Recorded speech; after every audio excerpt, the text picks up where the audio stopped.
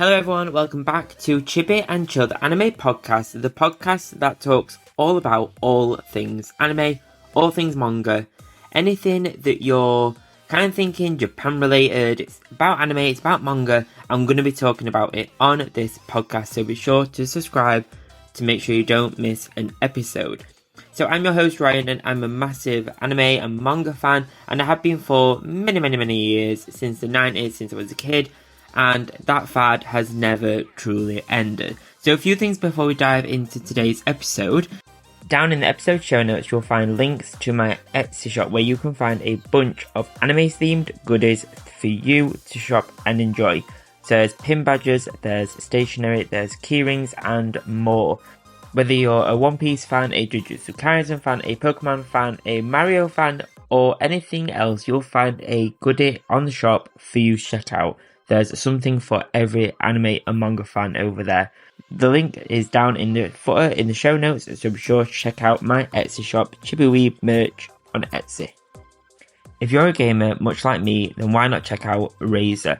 You can find a bunch of accessories from mouses, keyboards, headsets, mouse mats and more, to the bigger stuff like gaming laptops and desktops. Over on Razer website, link down below, you can shop a whole host of gaming accessories, from the Chroma range, which is all colourful, which is my favourite stuff, to more sleek black stuff, including even their own merchandise, clothing, bags and accessories. There's something for everyone. The link is down below for you to check out and shop. So this week it's all about one of my favourite collectibles and things that are so popular nowadays, and my collection of them is continuously growing. Every single time I spot one, I just kind of need to grab them. I have no idea why I can't resist them, but it's Funko Pops. And yes, I know, I do understand why they are slightly ridiculous. I'm not unaware of the fact that they do nothing, right? They do just sit on the shelf and they just sit there and look nice. But there's something so magical and awesome about the fact of just having some of your favourite characters, your favourite anime represented on your shelves in a cool display. And there's so many different kind of series and variations, and now there's even Funko moments now, which like consist of like multiple pops in one scene. It's like a big scene from the anime itself. They're so good, and I thought this episode would be a really fun, maybe it might be a shorter episode, but let's see. I want to kind of go through some of the series I collect, some of the biggest series that are available from Anime Funko Pops, and what are the hardest ones to find for collectors like me. And don't get me wrong, I'm not one of those hardcore collectors. I'm not going to go spend $300 on a pop, but I will spend a little bit more.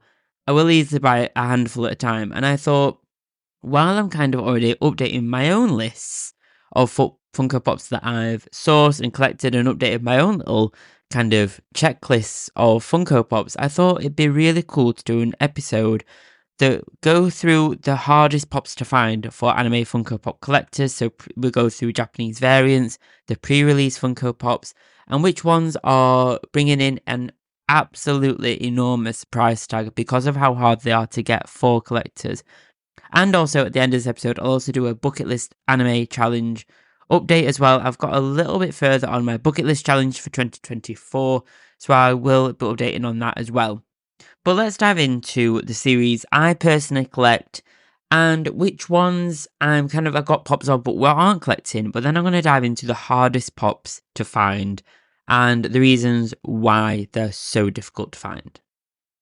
So I collect quite a broad range of Funko Pops from various anime series, and I've got kind of a mixed success with quite a few of them. One of them has received much more success than the rest of them, but it's sometimes it's difficult to find them. Sometimes the Funko shop online doesn't have the ones you're actually looking for, and sometimes you can't actually find them in the shops either. And I always think you can buy them on Amazon a lot of the time, but I'm so scared that Amazon are just going to mess it up and receive them damaged, and it's not worth taking the risk, if I'm honest, and the hassle of having to send them back and the disappointment.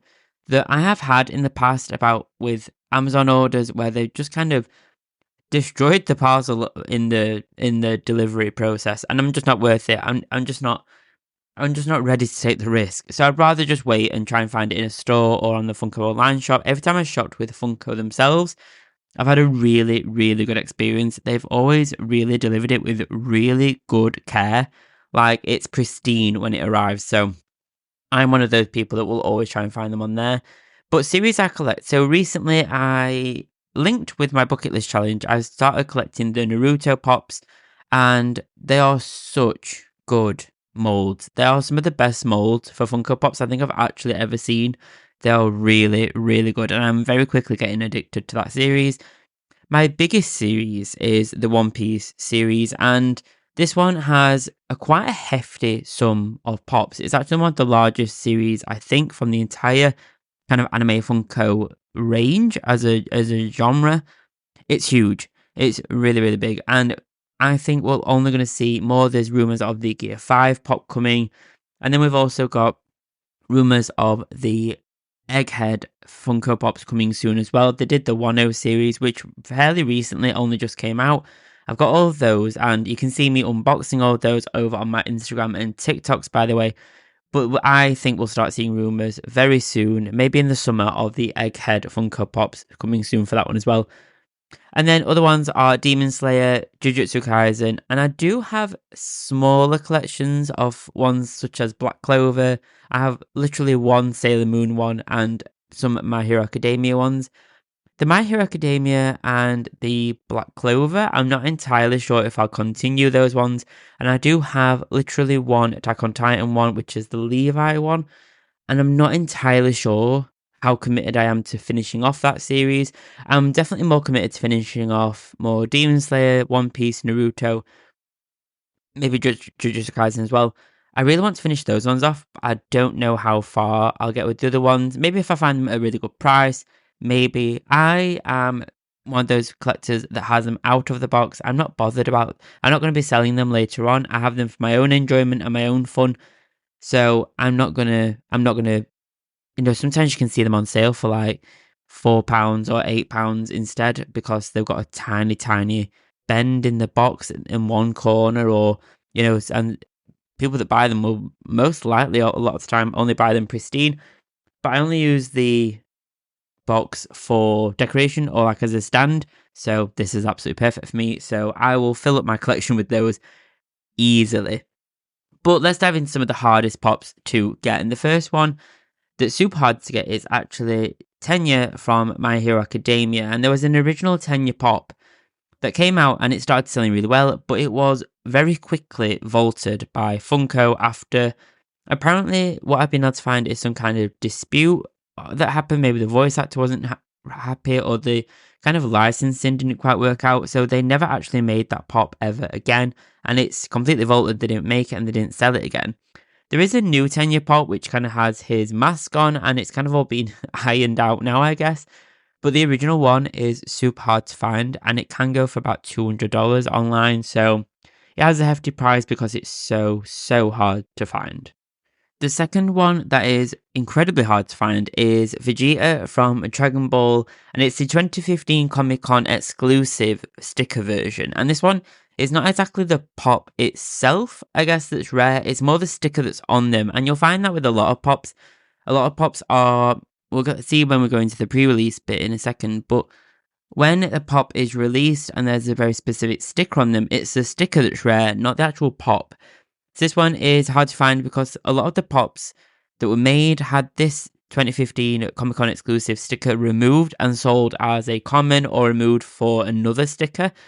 So it's super hard to find with that official licensed sticker still on it. So there are some that have another sticker underneath it, which can tell if it's real or not, or whether it was whether that sticker was slapped on top of another one.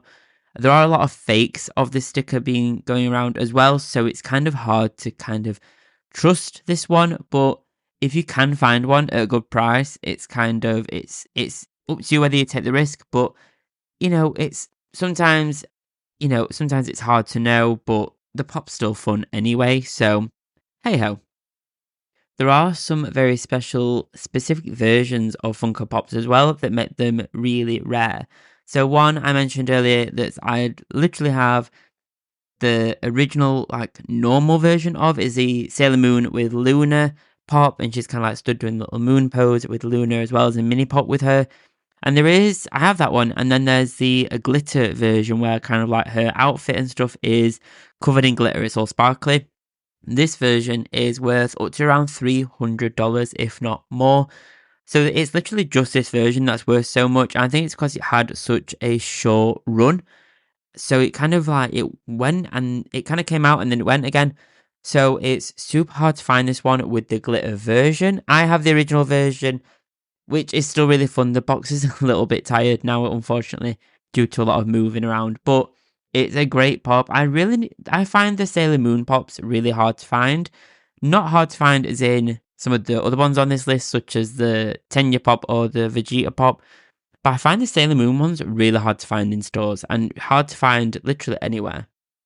And then along the same kind of lines as the Tenya pop, no, not the Tenya pop, the Comic Con exclusive pop, there's the first Naruto Comic Con exclusive pop, which was back in 2020, and it was the fall convention exclusive, and this one was a limited edition one, and it's the Kaguya Otsutsuki. I always say them wrong out loud. I always say the names wrong. Apologies if I said it wrong, but it's Kaguya Atsuki, and this one goes for around $300. It's an awesome looking pop. This is definitely one of the best ones from the whole kind of Naruto series. It's so strong. But this one was it's so rare because it's the only one. It was the first one to have the fall exclusive, the 2020 convention exclusive for the Naruto series, and it's for the NYC Comic Con one. And this one is it floats in the air and it has the transparent cylinder to kind of stand her up. She has the hand extended and a sleeve revealing Black Zetsu with his deadly smile. And this Funko Pop, like I said, it goes for about $300, but it's honestly, it looks so good. I don't think I'll ever see that in my collection, but it's amazing. But before we go into the pre-release Funko Pops, there is one that costs literal thousands of dollars, and this one is a Dragon Ball Z one, and it's Planet Alia Vegeta. So there's two Vegetas on this list, and I really wish that name wasn't said like that, but it's the Vegeta pop. And this one is the Planet Alia Vegeta Funko Pop, and it's depicting the appearance during the anime filler where he destroys the planet Alia, and in the Funko, he kind of sports the reddish orange hair with a scouter, as well as the armor with a green base and a blue interior. And this was the first and only time in the anime that the color scheme was kind of shown and represented. So this Funko Pop is based off that one filler moment in the anime, and it makes the pop one of the rarest anime Funko Pops ever, and it's definitely the rarest on this list.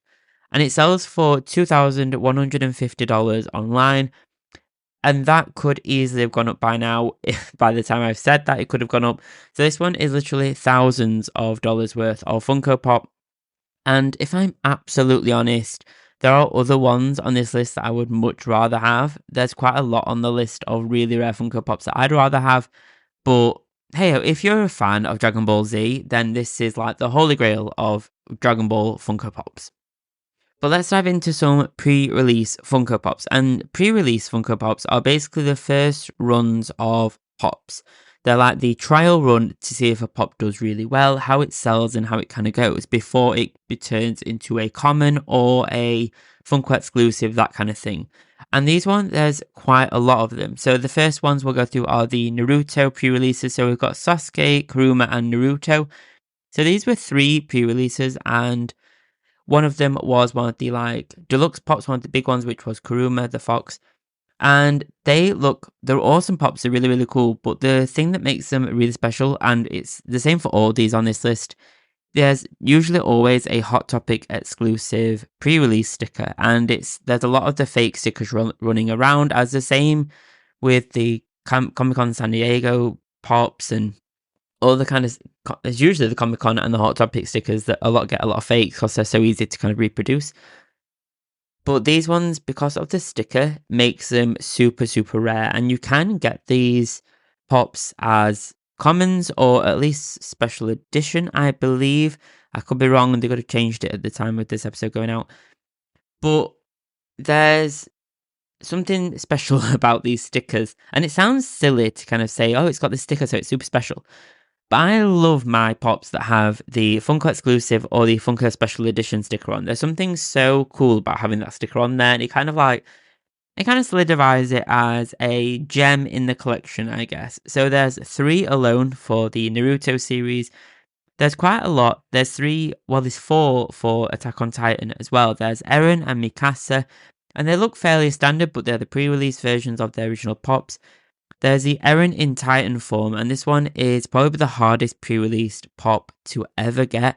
This one goes for about $800 to $900, if not $1,000. And it's so ridiculously hard to find. People just will not let go of this Pop because they know how rare it is. And there's a lot of fakes as well going around. There's a lot of China imports of Funko Pops going on at the minute. So there's kind of there's a lot bringing the prices down. So I don't know if that's good or a bad thing. But it's super hard to find this Pop. If you can get your hands on this Eren Titan form, like the original Pop with the Hot Topic exclusive pre-release sticker on, then you have found an absolute gold mine in Funko Pop money. But there's also the Colossal Titan as well. This one doesn't go for as much. It's about $300 if you find it with that sticker on. So again, this one's probably one of my favorite Pops from the Attack on Titan series. It's a very cool Pop. He's my favorite Titan as well, so I may be a little bit biased there. But there's also one for Tokyo Ghoul as well. The original Tokyo Ghoul, not Tokyo Ghoul Re, and that is Tuka. And it's a really, really nice Pop. That one had a really short run, I believe, but there are loads more with quite varying price. You're not looking at, some of them go for about $70. The Tokyo Ghoul Tuka one goes for about $70 to $80, I believe. But some of the Naruto ones are around that same kind of price. But then you do reach ones that go for about $800, $900, $1,000, just because it has that pre-release sticker on. So definitely do try and find them. Do be careful when you do shop for these though, because they may be the fakes. And the last little bit on sticker variants, and I didn't know before I started kind of looking into it for this episode, there are Japanese variant stickers, and the Pop itself isn't different, but there's a very specific Japanese sticker variant, and it kind of just means it got released first in Japan, I believe, and then it kind of got imported everywhere else. But it still has this sticker on, and there's one for Naruto, which is Jiraiya on Toad. And this one is one of the coolest Funko Pops, I think, in the entire Naruto series. But this one goes, with that sticker, there's $350 alone for that one Pop, just because it has that sticker. And at a similar price point, we've got a My Hero Academia Japanese sticker variant, which is Toga. And this one is a really cute one where she's kind of got none of the kit on. She's got like a school uniform on. And she's kind of blushing a little bit, I believe, in the Pop. But it's $250 plus for that one as well. And these ones, I didn't even know there was a Japanese variant sticker. So these ones are super hard to find. These are hard to find anywhere. No matter whether it be online, on Google Images, they're really difficult to find because they're just hardly anyone knows about them. So if you do have these, you're like a Funko god at that point. If you got one of these, then wow, like absolutely props to you, because they'll be worth, oh, I can't even guess how much that's worth, but wow, gold mine. It seems kind of like we're at a moment now with Funko Pops where we kind of see more and more licenses being made and kind of released to Funko to kind of be making these. And I think the anime section anime category is one of the fastest growing categories for Funko Pops ever. Like there's every single week there seems to be new previews, new news, new kind of concepts being shared, and there's so much going on for the anime series. There's so many. Like we just had the new Yu-Gi-Oh one, which is Harpy's, the Harpy's Pet Dragon Pop, which is actually like a big Pop, which looks super cool. The Yu-Gi-Oh series is one that I really kind of want to try and collect, but I think I really need to try and finish off some of the ones that I've already got on the back burners before I kind of carry on to any more. But there are, if you're interested in other Funko Pop series, there's the Seven Deadly Sins one, there's the Pokemon one, there's Digimon, there's the Bleach one, which looks very cool. That one's not a very big series at the moment either, so it's probably a good run at getting all of those ones. There's Hunter x Hunter, Yu-Gi-Oh! There's a really small Digimon series, which is about 4 or 5 pops, so that one's probably really easy to try and get all your hands on and finish that set in like one go. There's the Haikyuu series, which has about 8 or 9 pops in it. There's so many, and I think it kind of just shows... I think it tells something about the anime community and how kind of obsessed we all are with collecting little collectibles, whether it be Funko Pops, whether it be figurines, whether it be acrylic stands or manga. There's something so... I think that's something that's so kind of intriguing and special to the anime community that we really stand behind the anime that we love, and we really stand behind the collectibles that we have. Like, yes, I'm about to drop 30, 35, 40 pounds on some Funko Pops, and yes, they do just sit on the shelf, but I have a moment of joy every time I see that shelf, and every time I see that character, and every time I see my hobby and my favourite pastime kind of represented in real life behind me or in the same room as I'm working. And I think that's something that, yes, you can't put a price on it, is what I'm trying to say, is you can't put a price on that joy. And yes, sometimes there are people that are there are some kind of like backlash around Funko Pops and kind of like, why are people collecting these? They're pointless, da. But you do you, and you know what? I have reached a point where I just do not care anymore. And if I want to buy Funko Pops, I will buy them. I just really hope they slow down production just a little bit for me to catch up before they release another set of Naruto ones or One Piece ones. Or I need to try and catch up first before I can spend any more. I have real world things to spend money on first before getting even more Funko Pops. But they're so addictive, honestly. But if you're looking to get into Funko Pops, definitely start with your favourite anime. Definitely start with the ones that are common, that are easier to find, and see how you go. Honestly, once you start, you will not be able to stop. But before we round up today's episode, here's a quick bucket list update. So I've recently finished Naruto Season 2 as it is on Crunchyroll, even though technically it's still Season 1 until episode 57, I believe, in the actual kind of roundup. There's 5 seasons of Naruto, but it actually says there's 9 on Crunchyroll, because why would it link up? That makes no sense. But I think I'm definitely going to carry on with that. But Paprika is an anime movie that is on the bucket list that is getting so much attention at the moment, and so I might give that a watch very soon and give that a review on the next podcast episode. I think it's given a 4K kind of redo, like a revamp. So I think that's why I'm getting so much hype and so much kind of promotion behind it. Like, it's been shown at film festivals and all that kind of stuff. So I don't really know much about it, but I'm happy to kind of give it a go. So I think I'll watch that and carry on with Naruto Season 1. Oh no, Naruto, the first anime of Naruto Season 3, technically, on Crunchyroll. So I'll update next week on how far I get into Naruto, how I watch Paprika, how I find it, and whatever I watch also on my bucket list in the meantime. I have so much anime to watch, and I'm sure you do too. Bye!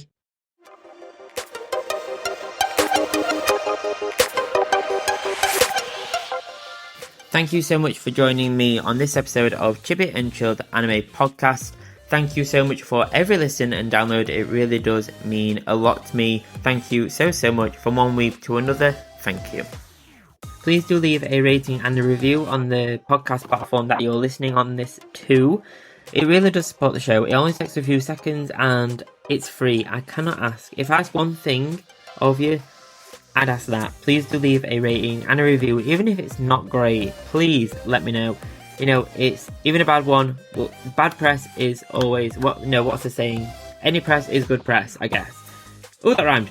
So a rating and review would be great. It really does support the show, so thank you so much for whatever kind of review you do leave. Sometimes finding a birthday card or an occasion card can be a boring task.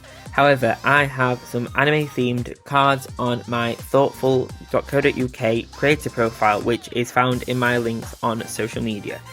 Over on Thortful, you'll find a bunch of anime themed cards such as Studio Ghibli Happy Birthday cards and more, with my range being updated regularly. Each card is processed by Thortful.co.uk, with shipping being fast, quick and efficient.